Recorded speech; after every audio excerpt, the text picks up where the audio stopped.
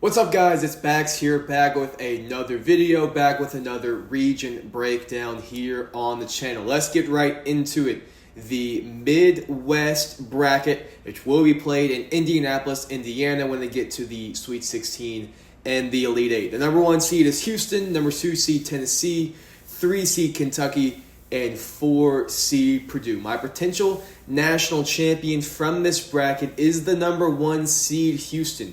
Houston fits the criteria of being top 20 in KenPom's adjusted offensive efficiency as well as defensive efficiency, and they're also top 12 in that Week 6 AP poll. Those two things mean a lot when we're trying to find our national champion. Juwan Roberts, he looks to be good to go. He missed the Big 12 conference tournament or the conference championship game that Houston still won, but looks to be good to go when they come back. Emmanuel Sharp's been playing a lot better. Joseph Tugler, Milos Uzan, also key players. But the wild card for Houston, for me, in my opinion, is L.J. Cryer, national champion with Baylor a couple of years ago. He's the guy who is an elite scorer who can get them a bucket when that offense slows down and the shots aren't falling.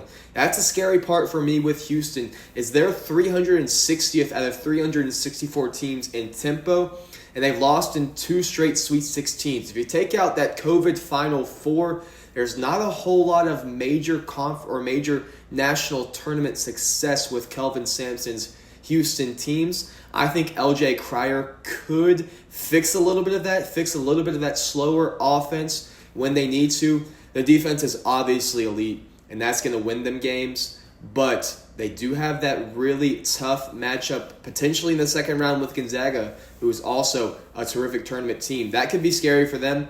I think L.J. Cryer could be the difference along with the rest of that talented Houston team led by Kelvin Sampson. Now over to my potential Cinderella team. This team is not a team that I'm picking in my bracket, but I'm telling you why maybe you should think about them, and that's going to be the 12 seed McNeese. McNeese was a popular pick last year. They're going to be another one this year. And that's because 12 seeds are 55 and 101. That's 35% since 1985. And 12 seeds have advanced in 16 of the last 20 years. Every 5 seed that has lost to a 12 seed has a tempo that ranks greater than 232 and an offensive or defensive efficiency that ranks greater than 61. Clemson fits this description. Memphis fits this description as well. And Clemson hasn't won back-to-back tournament games since 1989-1990. McNeese, they're on a 12-game winning streak. They won both their conference's regular season and conference tournament.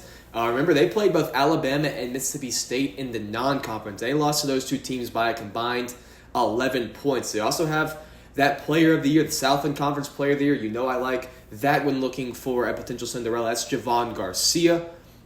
2 other teams to watch for, potential Cinderellas in this side of the bracket. 13 seed High Point, but the Big South is 1-28 in the first round games. Also, 14 seed Troy has their conference's player of the year.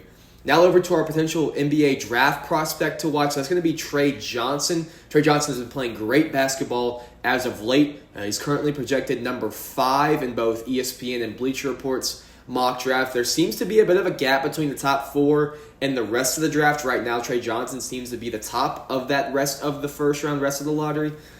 Johnson he's had extreme highs, 39 points against Arkansas, but also extreme lows, 0 for 14 against the field. From the field, against Oklahoma.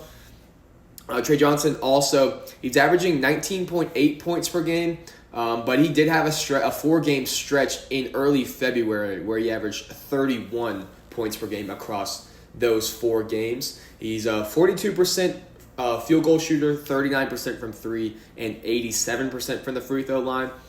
But scouts are a little bit scary about his lack of rim attack, the amount of pressure he puts on interior defenses, and his lack of free throw attempts overall. Doesn't get to the free throw line a whole lot, and they're scared maybe that could hold him back a little bit at the next level, but Trey, still an elite scorer. Our last talking point, a potential fan favorite from this bracket. That's going to be, for me, Clemson forward Ian Shefflin. He's a Clemson legend around these parts. He drives the nicest car in town. You'll see people wearing chef hats to Clemson games. He's your typical gritty forward. Does have some skill. Averages 9 rebounds per game to go with 12 points. Had a 20 rebound game against Kentucky earlier this year, and I can just picture him being the new fan favorite, the people that everybody likes, your March hero, if you will. I can see that being Ian Shefflin. Also, Kyler Filowich, you can see me wearing my SoCon Conference Championship T-shirt. I went to that game when Wofford played Furman in Asheville.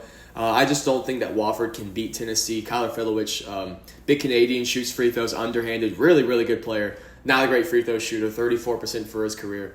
But Kyler Filowich, maybe if they had a bit better matchup, I'd probably think of them. But that's going to do it here for this region, for the Midwest region breakdown. Hope you guys like this video. Be sure to like, comment, and subscribe for more videos right here on Bax Talks Ball.